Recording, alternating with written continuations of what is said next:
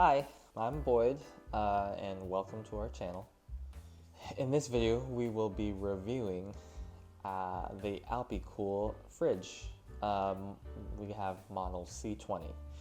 We've used it for about a year, and we'll be talking about why we decided to go with this brand and specific model, and our experiences with it, things we like, things we don't like. The biggest reason we chose the brand was the price, because we did consider Dometic, obviously, like every other person in a van, but it was too expensive for us. So we went with this one, the ALPICOOL, which was like multiple times cheaper. Our van is very small, and that's why we went with one of the smaller sized fridges that ALPICOOL carried. So the way we power our fridge, there's three options. You can either plug it into a wall outlet, and then the other option is a cigarette lighter plug. So you can plug that directly into your vehicle. Or what we did most of the time was we plugged it into our power station. We have a Jackery Explorer 500, and while it's plugged into the Jackery, it lasts about 2 days.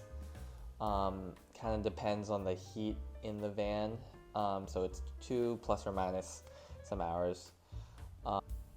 As you're using it, we would charge to the Jackery as we drive so that it wouldn't lose too much power, or if we parked somewhere, we would use our solar panel to charge our battery. Keep in mind that if you're gonna go with a larger model fridge, you're probably gonna wanna get a larger battery because it will draw more power, and you will be having to charge your battery more frequently if you do have a smaller one, which could be annoying for sure. The other option that we used to power our ALPICOOL fridge was to plug it directly into the cigarette lighter of our vehicle, and we would do that while we drove. And when we turned off our van, our socket would stay on as well. So just make sure you check that on your vehicle if yours stays on when the car is powered off. And then it has the feature where you can adjust the shutoff on the fridge for a certain voltage. So as it drains the battery on your car, you can set it to a higher voltage to shut off, or a lower one, so that you don't discharge your battery too much on your vehicle, and you can still run it turn it on when you need to. Speaking of power consumption, it has both a max and an eco mode. We left it on eco mode just to preserve some battery. Basically, the compressor on the fridge turns on less frequently, and there's a larger temperature range that's acceptable to the fridge, so it just runs the compressor less often. Speaking of compressors, because it does have a compressor, it does make some noise.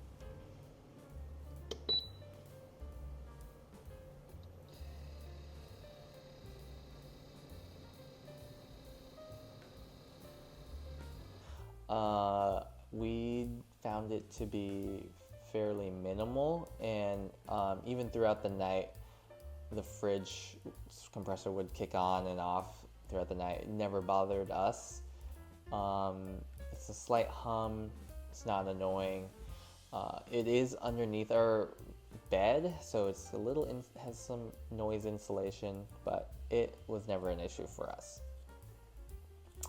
If you were trying to be energy conscious with your fridge, you might want to put an extra layer, like a towel, on top of your food when you close it, to just help keep it insulated, especially if there's not a lot of food in your fridge at the time. It'll help insulate it and keep the temperature down for a little bit longer. So the ALPICOOL fridge has a little LCD screen on it displaying the temperature, and the light coming off of that is pretty low, so we never had an issue with it being too bright and keeping us up. Especially it's under our bed, so it was never an issue. So you can set up the fridge to either be at fridge temperature or freezer temperature, but it can't be both. So it can go as low as -4 degrees Fahrenheit, and as high as I don't even know, as high as 68 degrees Fahrenheit. That's pretty high. Why would you ever need it that high? That's not even a fridge at that point. It weighs about 18 pounds. And then we got the C20 model, which is slightly larger than their C15 model. So it does have this kind of bulging lid on the top, whereas the C15 is flush with the whole unit of the fridge. As far as how much food it fits, they advertise that it should fit about 30 cans, and we found that to be pretty true. But for 2 of us on trips, it could hold about 2 days worth of food. But we did have to be mindful about buying smaller items of food rather than getting large economy-sized bags. Okay, so breaking it down into the pros and cons of the fridge. One of the pros that we really liked was that we could power it 3 ways. Outlet on our battery station and the cigarette lighter in our vehicle. That was a plus for us, just in case anything in that system failed, we can have a way to charge our fridge. Another pro is that it has a Bluetooth connectivity and an app that goes along with it, so you can connect it to your phone, and so you can kind of adjust the temperature and see the temperature on your phone. That's helpful for us because our fridge is underneath our bed, so we can just make sure that it's running properly when we're in bed. The pro is that it is sturdy and reliable.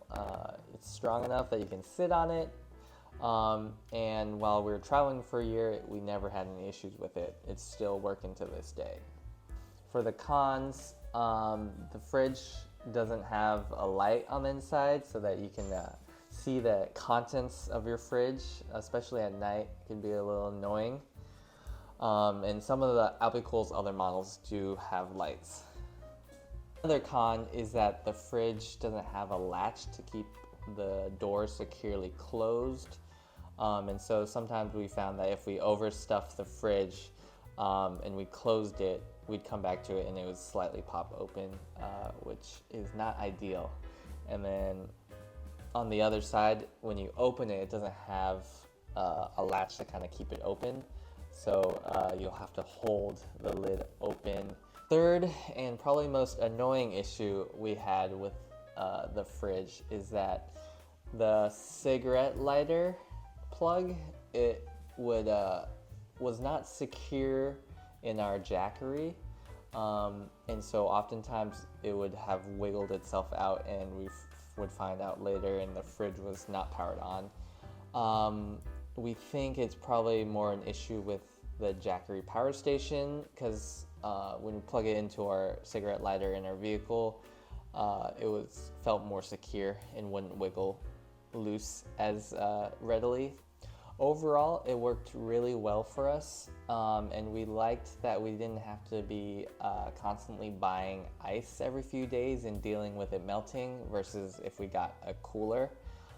And even now, when we're not traveling in our van, we find it very useful to be able to put it into the trunk of a small vehicle if we're going on shorter weekend trips, or even if we're going to the beach and we want to keep some drinks cool.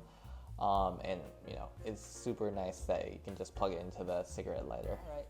That is all for today. If you found any of this information useful, feel free to tap the like button. And if you have any questions, put them down below. We'll try to answer them.